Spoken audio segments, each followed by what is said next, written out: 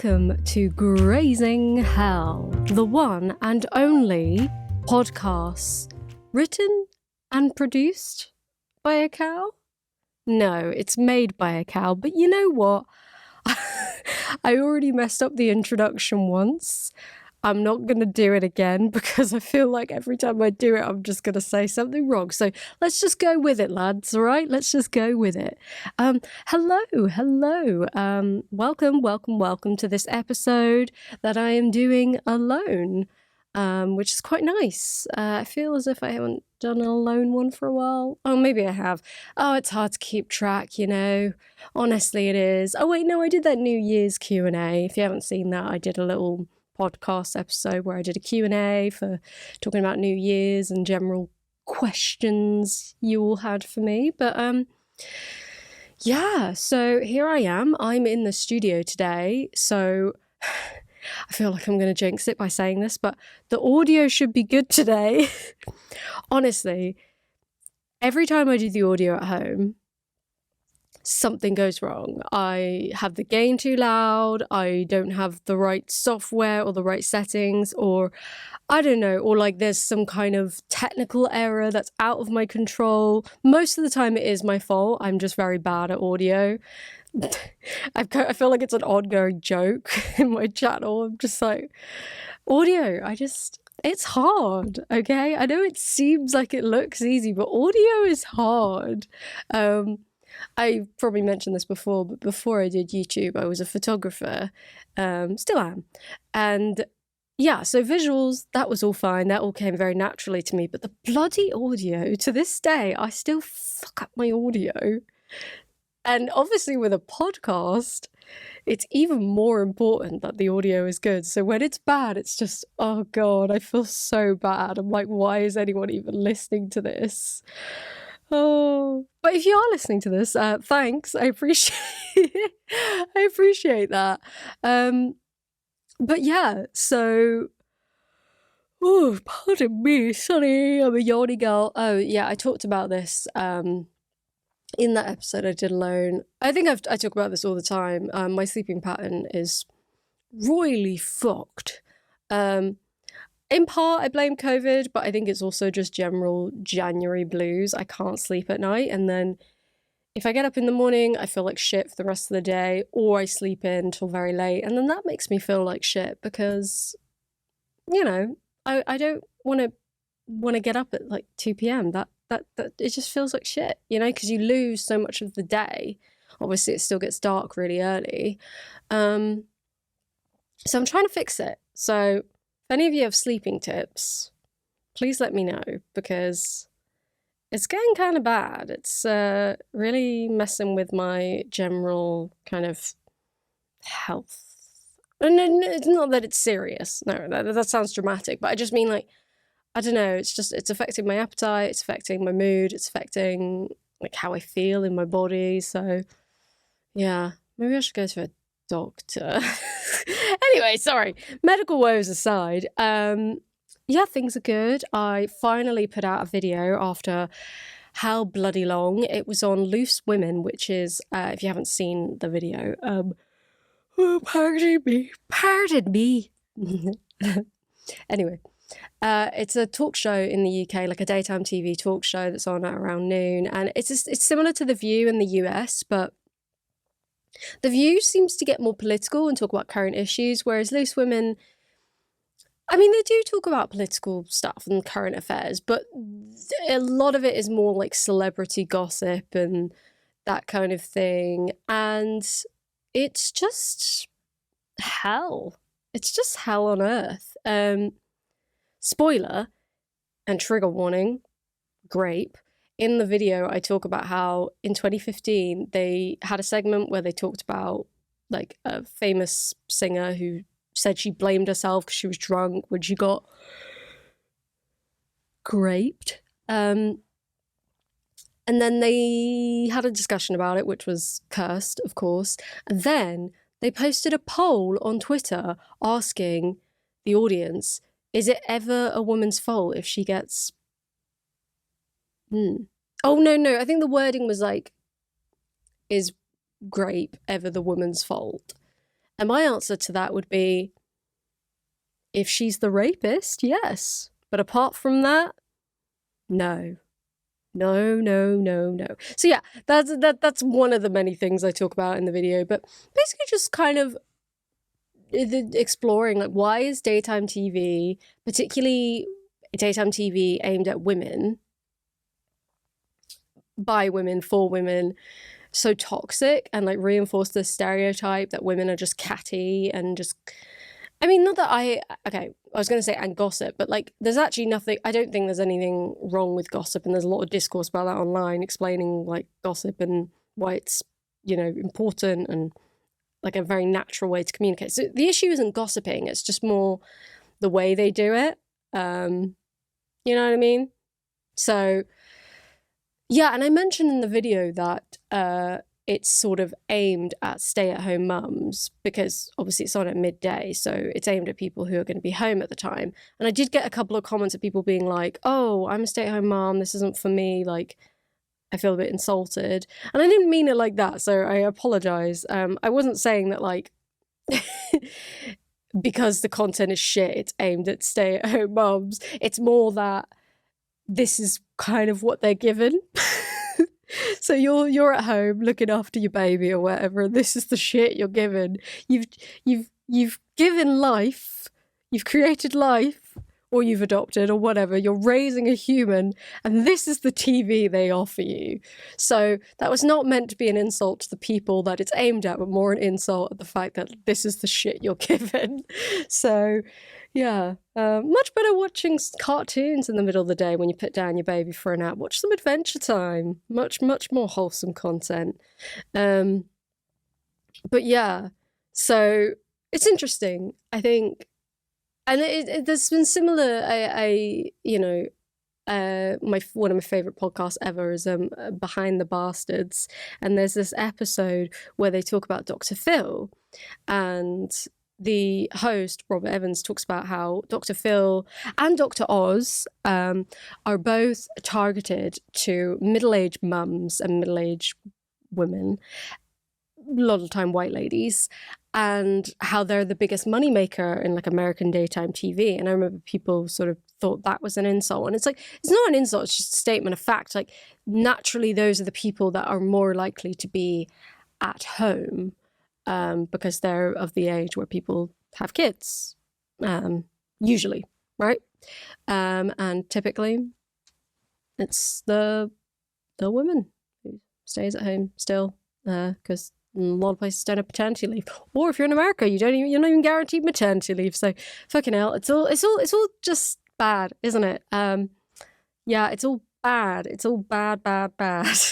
So yeah, so that was a fun video. It was really short. It was only 15 minutes because I've actually got two coming out. I've got another shorty, another little short but sweet vid coming out at the end of this month, and then I've got a longer one coming out in February about, oh God, I can't pronounce it, amatonormativity, and it's, I mean, obviously I'll explore it in depth in the video, so just wait for that to drop, but just to give you a little sort of taste, it's basically about, it's the idea that romantic love and romantic relationships are seen as like the most superior form of relationship. So you know the idea, and I touched on this in the video about where I talk about the trope that men and women can't be friends on TV and film. The idea of just friends and friendship being below a relationship. And whilst like I sort of accept that when you're in a romantic partnership, you can be friends and lovers. So I suppose you could argue that there's like, it's like added layers to that relationship, but that doesn't make it more valuable. And yeah, so I'm going to explore that and talk about that. And I'm really excited because I have another creator on board for it who is awesome. I'm going to keep it a surprise, I think, but they're very cool. And they've been recommended by the subscriptions when I asked who to approach. So the fact that they said yes and that they wanted to be in the video is extremely exciting. And actually, this is like my first proper collab. I've had people on the pod and I've had people do little voiceovers for my videos, but they're actually going to do a whole segment, like a whole chapter. So really exciting. I'm so excited. It's going to be cool. I'm very pumped for it. So watch this space and I hope you enjoy it. And yeah, so I've been missing doing my long vids. You know, they take so much longer, but they're just so much more satisfying, you know, when I really do loads of research and like talk to loads of different people and get loads of different opinions. And then, you know, and it always creates all these discussions. And those videos all, not that it's about performance, but they tend to perform better because I think they open a lot of discussions. And naturally, they bring in a lot more of people that aren't subscribed to me. So maybe people that are more hostile to said ideas, like the heterofatalism video. I once got a comment on it. So to remind you, the heterofatalism video, it's about heterofatalism, the concept by an academic called Indianis Reason. And it's the idea that women who date men, so straight and bi women, are kind of very pessimistic about dating men, but they'll still do it. So like they date men, but they talk about how much they date men. And it's kind of just exploring the kind of, what's the word? They're kind of like resigned to it, which I don't know. It's just very interesting. It's a very interesting concept. But on that video, I've received comments talking about how I hate men and all this. And I once had someone comparing my video to saying this is how, you know, Hitler primed people. And it's like, what do you think I'm gonna do to the men? Like I've got some fucking 5-year plan. Was it Hitler or the 5-year plan, or was it Stalin? Sorry, I'm not a history buff, I guess. 1 sec, I'm just gonna have a little slurp.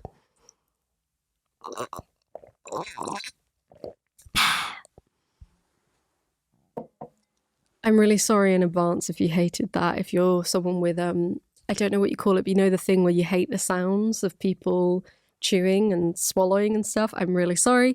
Whereas if you love ASMR, you're welcome. I went out with my friend the other night, and actually it was Ellie Bergen who was on this podcast, and we talked about political lesbianism, and they were saying that they've gotten really into ASMR to help them get to sleep, but specifically like spitting ASMR, like face spitting. I think that's what they said it was called. And it's like imagining someone like spitting on your face. I don't understand. But when they told me, I was like, what the frick? I can see how ASMR would be relaxing, but I don't really want to imagine someone spitting on my face unless I completely misunderstood what it was. I could easily Google this, but you know what? I'm just going to enjoy the mystery of it.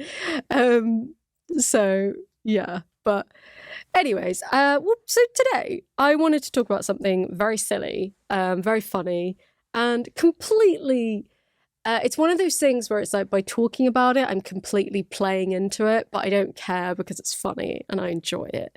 So if you've been on the internet, you cannot possibly have not come across this.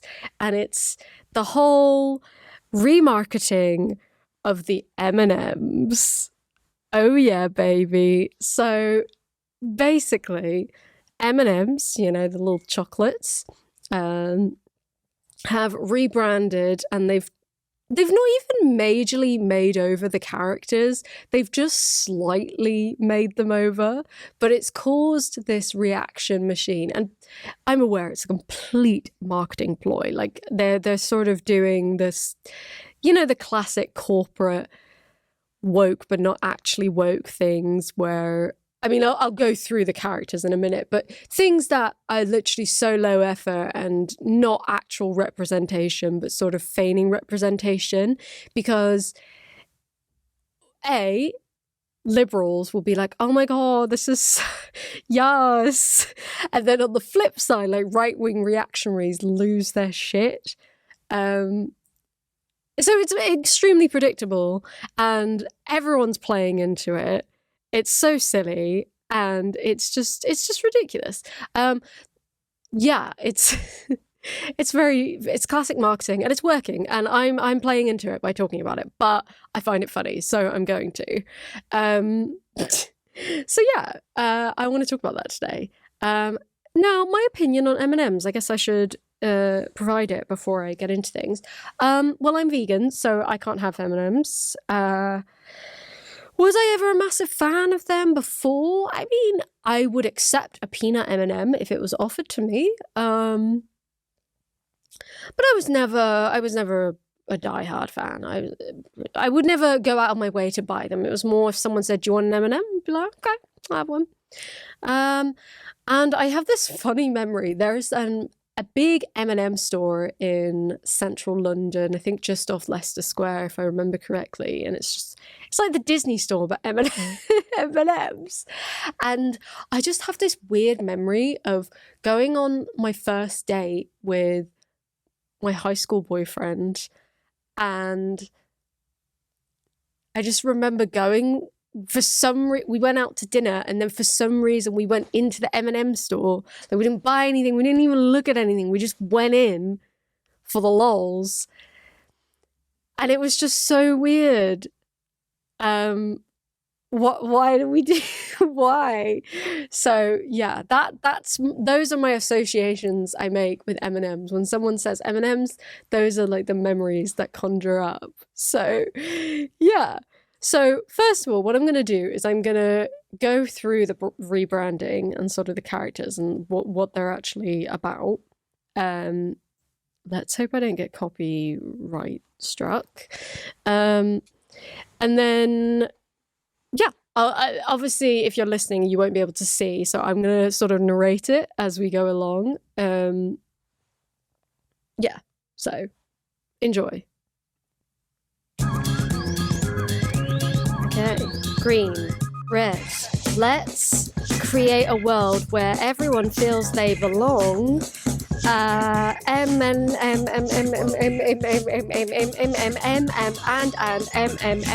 bouncing, and there's one for all and all for fun. And there's the M&Ms, they're all hanging out, they've got trainers on. M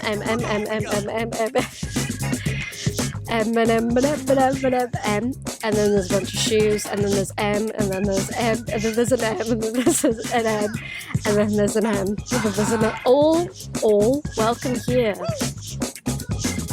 Okay, and then we're seeing the M&M offices, I'm guessing. Peanut is on the wall, the word peanut. They're waving at us. Okay, yeah. Brown M&M with glasses, blue M&Ms. Orange M&M looks a bit nervous. Cool. M&M, you and me and us and everyone. Oh, these are another languages that I don't know. For all M&Ms, for all fun kind. So yeah, that was the sort of trailer, advert, I guess you would call it. To be honest, I didn't really say what they were.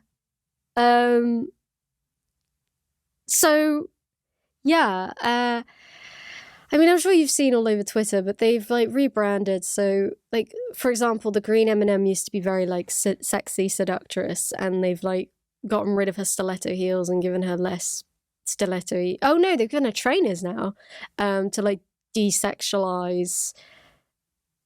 You know what? I'm going to show you the Tucker Carlson. Tucker Carlson.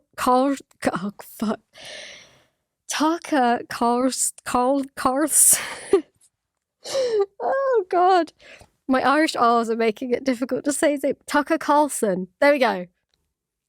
I had to Englishify my voice in order to say his name, otherwise I was never going to be able to say it. Tucker was very upset about this. So let's look at that. Let's look at that segment. Finally tonight, we don't usually give story tips to NPR, but here's a story they might want to cover pretty soon and doubtless will. M&M's, the candy company, has just announced that it's redesigning its cartoon characters to be more gender inclusive. Bet you didn't think M&M's were pushing intolerance, but they were. They've been changed. You're seeing the changes right now on your screen. The green M&M, you'll notice, is no longer wearing sexy boots. Now she's wearing sensible sneakers. Why the change? Well, according to M&M's, quote, we all win when we see more women in leading roles. Because So I'm leading just going to women do pause it not and wear go back sexy and boots. talk about the changes that were actually made. So old on the left, she's got gloves on. Well, I mean, on both sides she's got gloves, but she's showing skin. So it's green M&M, bare legs, bare arms with little white gloves, and then these little boots, which, I mean, honestly, she's serving. Like, she looks fucking fantastic. And then on the right, what's changed is that her arms are all white and her legs are all white, so I'm guessing she's got, like, tights and sleeves on. Or their bodies are just white now, I don't know. But, like, before she had, like, beige skin or, like, pale skin. Her body's just all white. So either she's got sleeves and tights on, or they're just, yeah. And she's got trainers on. And the tagline below is "Candy in sexy shoes is highly offensive." Because, yeah, totally. That's really what's going on here. The other big change is that the brown M&M has, quote, transitioned from high stilettos to lower block heels. She looks barely any different. Like, and I don't think I'm the only one in this. Really hard. It takes a while for you to realize she's just slightly shorter. The heels are slightly lower. That's it. Also less sexy. That's progress. M&Ms will not be satisfied until every last cartoon character is deeply unappealing and totally androgynous. Until the moment you wouldn't want to have a drink with any one of them. Progress at last. Plain frumpy M&M candy. So, and obviously the biggest issue with this is that Tucker doesn't want to fuck the M&Ms anymore. And I get it. You know, like, you want your candy to be fuckable because you're going to put it in your mouth. I'm so sorry. I'm so sorry. You're welcome to unsubscribe. I know, that was terrible. Cancel me. The goal. When you're totally turned off, she looks we've the achieved same. equity. They've won. If anything, I prefer her glasses on the right. On the left, she's got those like thin square glasses, whereas on the right, she's got more like a rounded cat eye glasses. So I like them. I think she looks good. The gloves are literally, she's exactly the same except for the glasses and the shoes. They're just slightly lower, and it's more of a block heel, which looks more comfortable. But if you want to wear stilettos to work, that's also fine.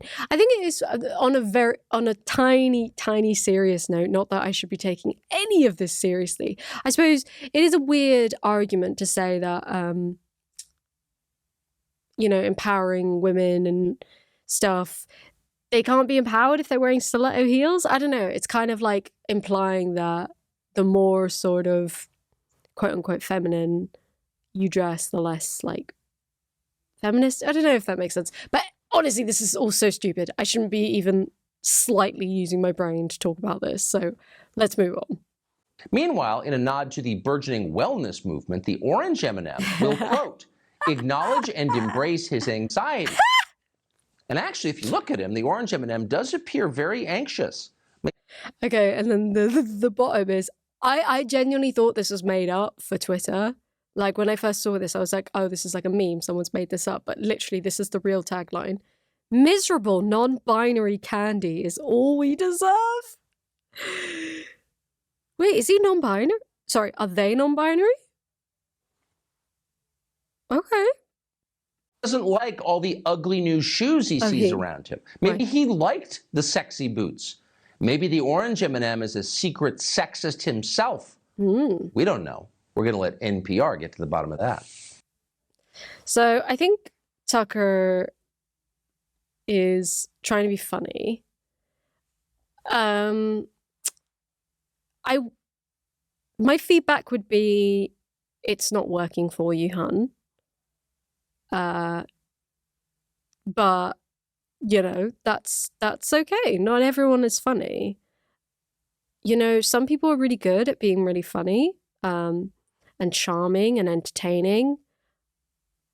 I mean, I wasn't gonna say it, but yeah, I mean, I guess I was talking about me. And some people are really good at radicalizing their viewers into white nationalist talking points. You're great at that, Tucker. I wish you weren't, but you are. And it's fucking terrifying. Anyway, so about the whole Fox News trying to be funny. Okay, so I'm about to show you a guy. His name's Greg Gutfield, I believe. And he's done like comedy segments on Fox News. And they're so painful. Like, even if it's your politics, there's no way you can find it funny. It's just so bad. And there's just no charisma behind it. So I'm going to show you this. And I think it's them trying to be funny. But it's hard to tell, to be honest. Yeah, Gutfield. Will M&Ms still melt in your hands if they identify as trans? When I eat a bag of M&Ms, do I wonder which color and shape best represents my identity? No, because it's chocolate. And also, it's obviously the orange one. But the iconic candy company is giving the mascots... The laugh he did. Let's go back for a sec. The iconic candy... The iconic candy company. Oh, wait, no, one more time. Also, it's obviously the orange one. Oh my God, that was painful. The iconic candy company is giving the mascots makeovers to make them more inclusive. What's the yellow one How are they supposed to doing be? this? Well, obviously by changing their footwear. Instead of go-go boots, the seductress green M&M will now wear sneakers. Additionally, their voices will be updated. Also, it's funny because you can still be sexy in sneakers. I don't know, it's just weird. Tone that's more welcoming. Sorry, Kat, no voiceovers for you. Said Catherine Slight, interesting, Chief Growth Officer at Mars Wrigley. Who better to commit to a world with more moments of fun by increasing a sense of belonging around the globe than M&Ms? I don't know. Maybe Three Musketeers? We could replace their swords with protest signs. But honestly, this... Okay, again, like, Lord. It's just not funny. It's just not funny. It's weird. If you really, truly want to make an M&M feel like they belong, you probably shouldn't be eating them. I mean, what kind of message does it send to children when you devour these little non-binary bonbons? Oh, God, this is painful. So...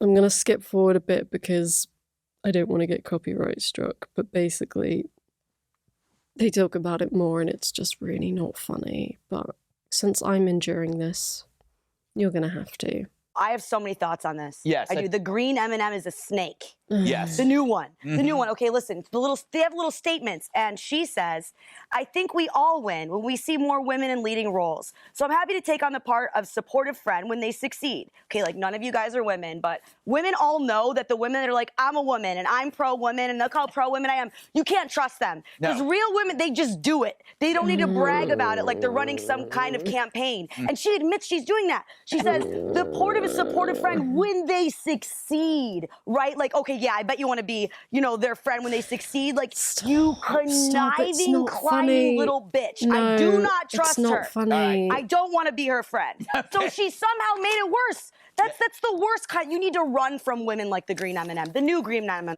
Funny saying that on Fox News as well. Like Media Matters, I don't know if you're aware of it, their channel organization that basically call out the media. And they have this great compilation of all like the most sexist moments from Fox. I think they have multiple of these videos. So for anyone who works for Fox News to talk about women and how women treat other women or how to treat women is just a joke. Oh my God, this is just so unfunny. I'm not going to make you endure the rest of that clip. But what I am going to show you is another clip from Fox News, but this is back from 2008, a different era. Think the year of the financial collapse. I don't know what month this is from, so had the collapse happened yet?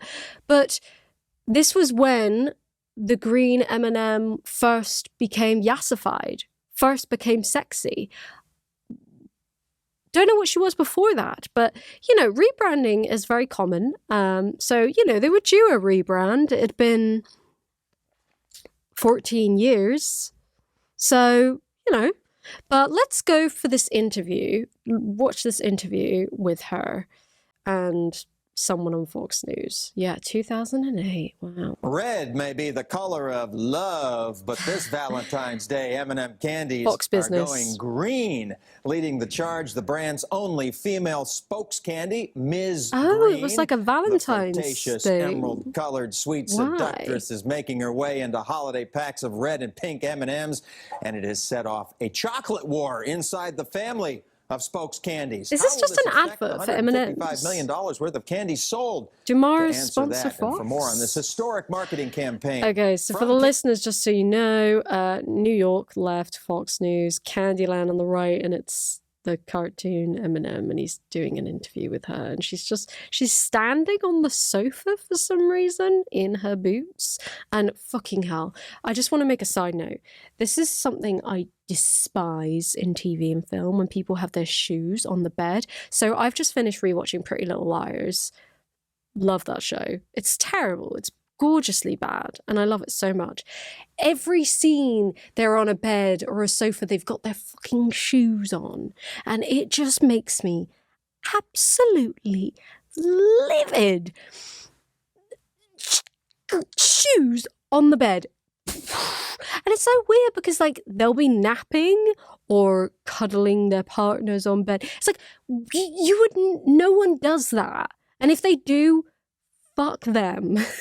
Anyway, sorry. Land. We welcome Ms. Green to Money for Breakfast. Good morning, Peter.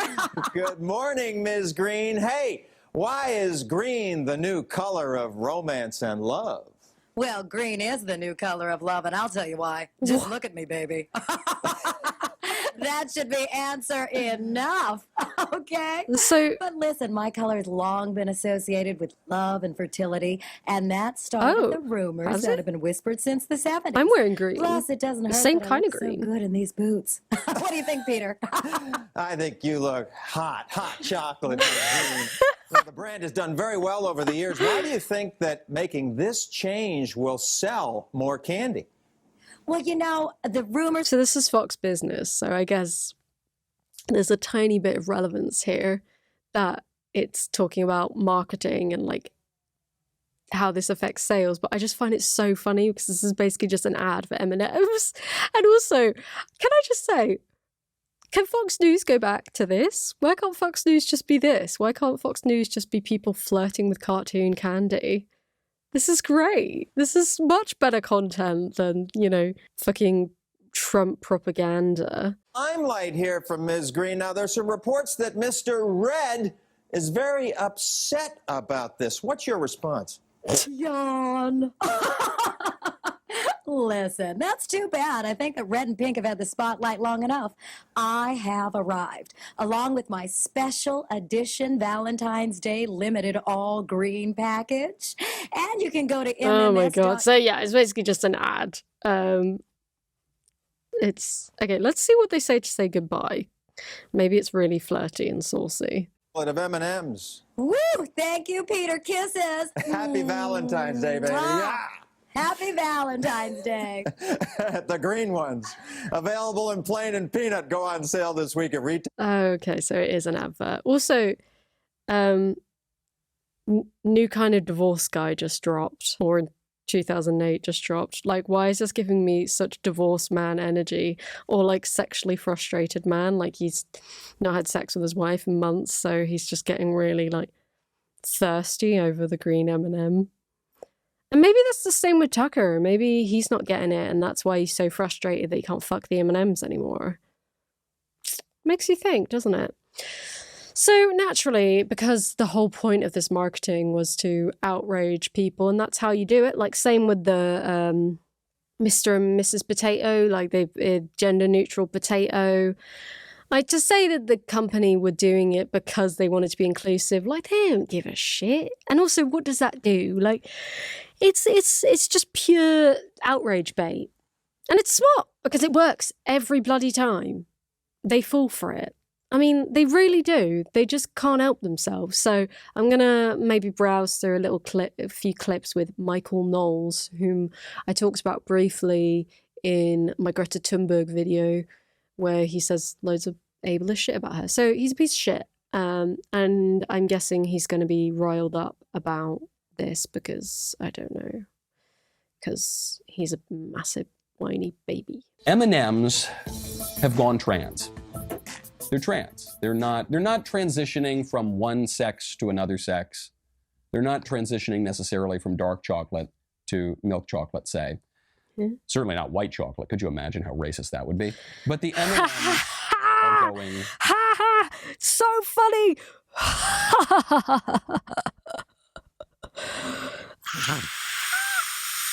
Okay, I'm just going to skip a minute because I want to see his reaction. Progressive. So inevitably, the world is going to move more in the leftist direction. It's the same sort of thing that Joe Biden and Kamala Harris and the rest of the Democrats are assuming when they say that elections that they lose will be illegitimate. Okay, I wish Kamala and Joe were heading towards a leftist direction. Yeah, I wish, but oh honey, oh honey. We're saying the world is inevitably going to become more progressive, and it's good that it's going to become more progressive. And so anytime that progress with a capital P is impeded, by definition, something has gone wrong. By definition, that election is illegitimate. But what M&Ms are pursuing right now, what our society is pursuing right now, is two contradictory objectives. They say that they want more self-expression. They also say that they want more commonality, community, and sense of belonging. You can't have both. You can't have both. Those are at odds with one another, and our culture is radically pursuing both, and it's why we're tearing apart at the seams. I don't know if I agree with that. I mean, you can still have community and lots of diversity. So no, but all right. M&Ms, much like our cultural leaders, our candy and our cultural leaders, want us to pursue radical self-expression. Oh my God. Sir, get a bloody grip. Let's see if there's any more, if it's just we don't whining. have any community left anymore. And so the answer to this is to limit self-expression. The answer to this is to place some limits upon this mistaken view of liberty. What do you mean limit self-expression? The orange M&M is being open about his anxiety. He's expressing... Yeah. What is this tosh? Now, let's see what's his name? You know the one I'm talking about. You know the one. Matt Walsh. That's it. Matt Walsh. Okay. Let's see what he's got to say. Cancelled. Well, the world rejoiced yesterday when candy maker Mars Incorporated announced that it would be rebranding M&Ms to make them more inclusive and progressive for the year 2022 as part of their, quote, global commitment to creating a world where everyone feels they belong and society is inclusive. This is one of the final pieces necessary to usher in an age of harmony and tranquility. Now all we need is for the patriarchal, gender essentialist Mike and Ikes and the violent and triggering pop rocks to finally evolve as well. We are on the cusp of utopia. So, who watches this? That is my question. Like, who watches these? Who watches these clips and like, imagine unironically watching these, like grown-ass men getting upset over transparent, not even progressive marketing ploys. Like, you think for a moment someone would watch these and go, this is literally candy. It's like, come on. It's a lot. It's okay. Let's see an interview. Oh, so this is someone who works for M&M's talking about the changes they made, and then we'll see his reaction. So as an iconic brand that's been around for actually over 80 years, it's really important that we're evolving over time. Global as well. Vice President and one of the M&Ms. most powerful ways we can do that is through our beloved characters. You'll see them as we've done a deep look at them both inside as well as out in terms of reflecting new looks, personalities, They've not and even backstories. changed them that much. For example, Green, you'll see her better reflect empowerment and confidence and be known for more than just her shoes. You're going to see Green and Brown together being a supporting force for women who are shine fun and not shade. You'll also see orange really embrace his true self, worries and all, and not be afraid to express it. Wow. We actually know orange is the most relatable of our characters in the crew. It's based on some conversations I relate we had to with Gen orange. Z, which we know is the most anxious generation. And beyond our characters. I just find that so funny that like that she's saying with a straight face, like we made him anxious because your whole generation is anxious. It's a fucking candy. See things such as our increased color palette, as well as the different sizes and shapes of our lentils. And a personal favorite of mine. Wait, they're all pretty similar shapes and sizes, though. Like, they're not, the variety isn't that much. Like, if you really, okay. More of an emphasis on the ampersand. It's a distinctive element of the M&M's logo that connects the two M's together. And it's really a signal of our belief as a brand that we are better together. Okay, so obviously that's all just complete drivel and just silliness, and it's all just marketing, and it's ridiculous. It's so silly and so vapid. But let's see how upset gets about this. Look, there's no question that women across the country will be uplifted and empowered by the green and brown M&M. Now, the support of these two anthropomorphized pieces of candy will be crucial to women. In fact, not but a week ago, I came into the living room and I found my wife collapsed on the couch in tears. I asked her what was wrong, and she told me that she didn't feel supported by the green M&M. And all I could do was hold her and weep with her. So funny! Ha ha ha ha ha ha ha ha. Hee hee hee. Oh my God. Imagine being so funny. This problem, and that is admirable and important. And there's likewise no doubt that we all will derive inspiration from the orange M&M as he embraces his true self. It's always been clear to me that the orange M&M was repressing his true identity, hiding his truth away in fear. And it brings me comfort to know that he'll finally be able to live authentically. But with all that said, where does it say that the orange one is non-binary? Where did that come from? And also this whole like the M&Ms are non-binary. Am I missing something? Because it didn't say anything about that in the trailer. Is that like the reactionaries making that up, or did the M&M people say that, but it's just not said explicitly? I'm so confused about that part. M&Ms have still dropped the ball significantly. First of all, it is unconscionable that in the year 2022, there still is no overt LGBT representation in the M&M community. Perhaps the true self stuff is supposed to hint at the orange M&M sexuality, he's trying to be cute. But mere hinting is not even close to good enough. Oh. We have to know in very precise terms about the orange M&M's sexual identity and gender expression. Is he? I know he's being glib, but this is literally what I just said. Like, it's not very obvious. So that's the thing.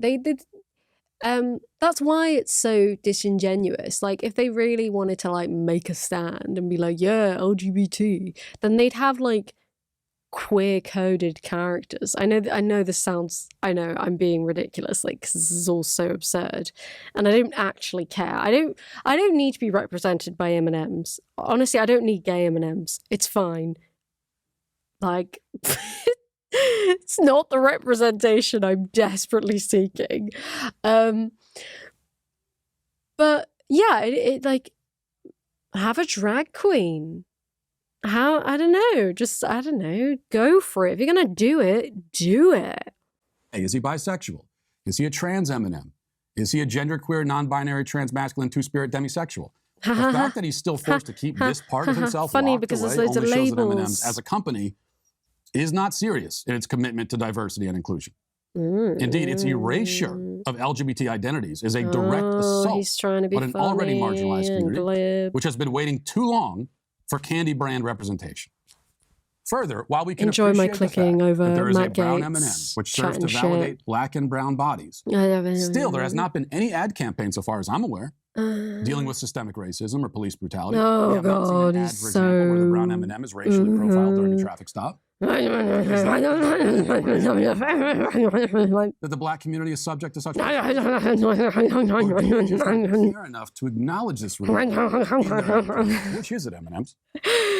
This is all to say nothing of the fact that still, even now, in the year 2022, they haven't introduced a line of M&Ms where the M is written in Braille for the sake of the visually impaired. Okay, very funny, very funny. God, conservatives, they just can't do comedy. It's fantastic. Like, you can always rely on them to not be funny. Well, actually, no, I take that back. They're funny when they're not trying to be, but when they are trying to be,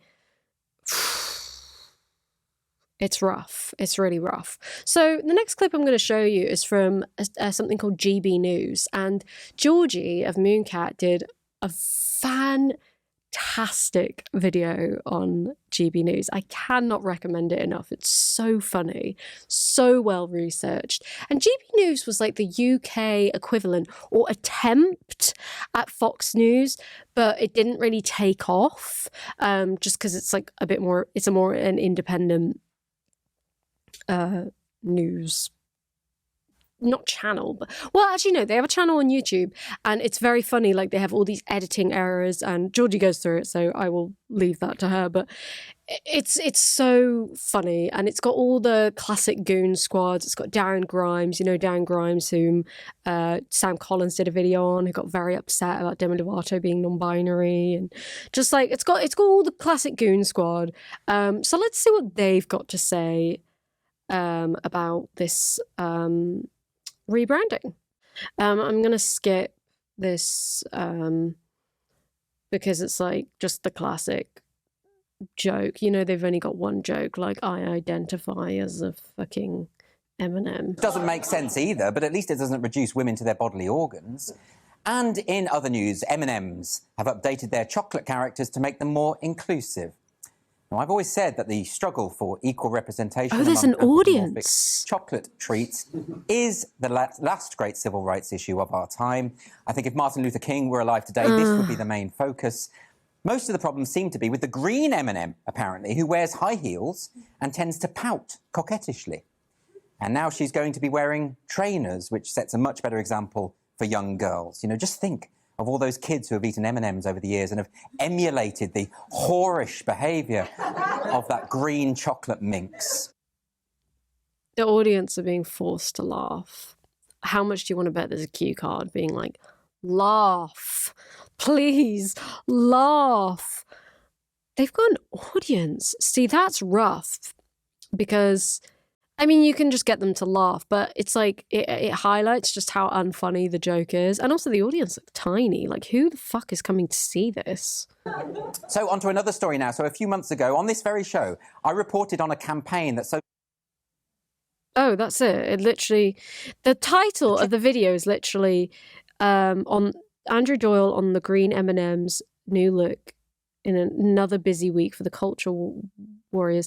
Literally, so that doesn't come up until 2 minutes in, and then he's finished talking about it.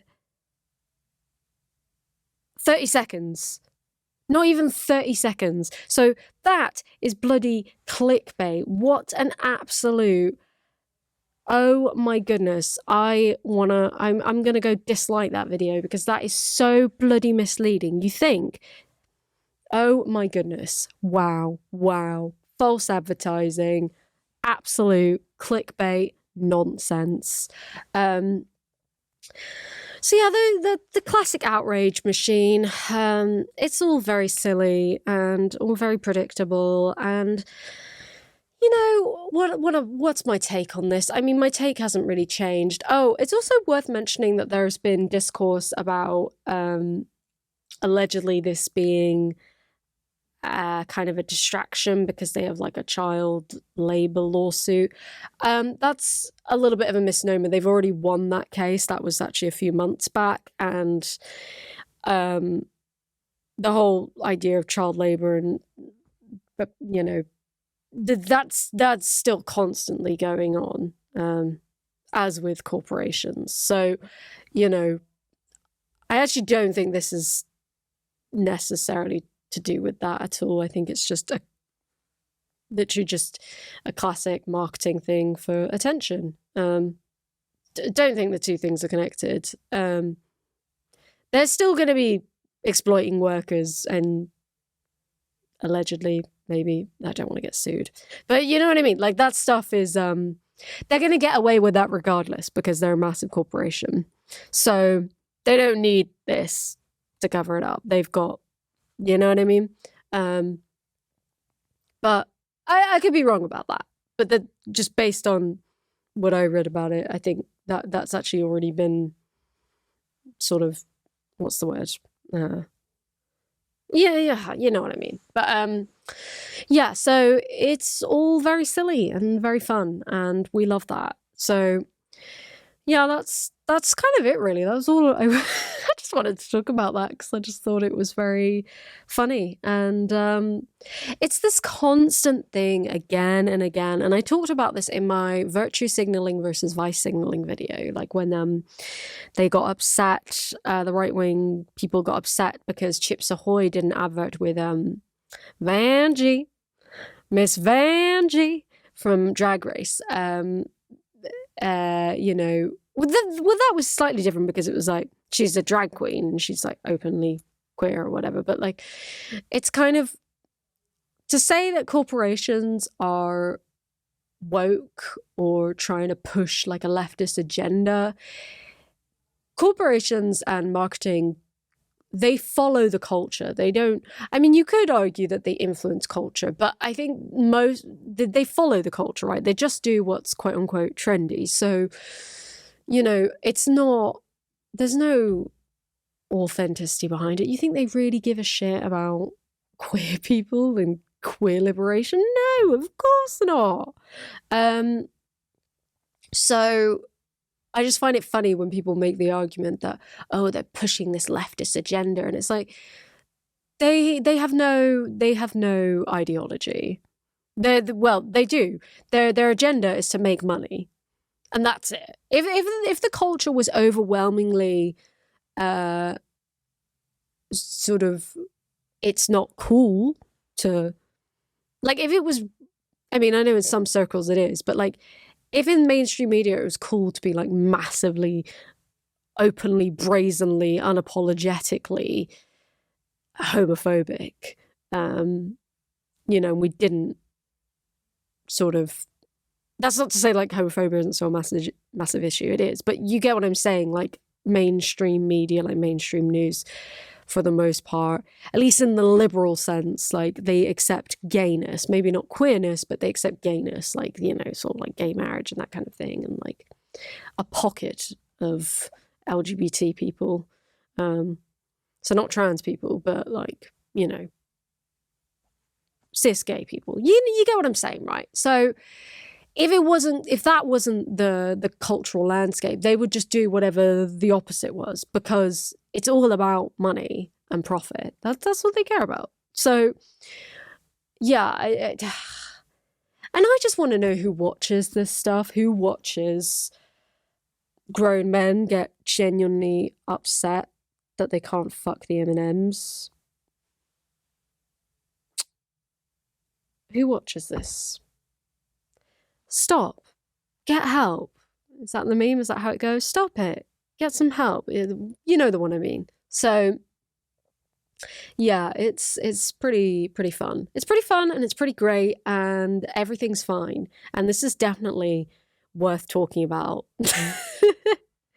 But you listened to the end, so joke's on you. That'll be all for today. Thank you so much for listening. I hope you're having a lovely week. And if you do enjoy the pod, it would be a massive favour if you were to rate and review on Apple, Spotify, whatever your podcast platform is. And if you're watching on YouTube, hello, thank you. And yeah, leave a comment and tell me your thoughts and maybe even future episode topic ideas.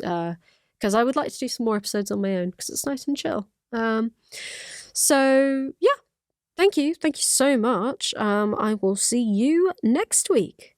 Bye-bye. Bye-bye now. Bye-bye. Bye-bye now. Bye-bye.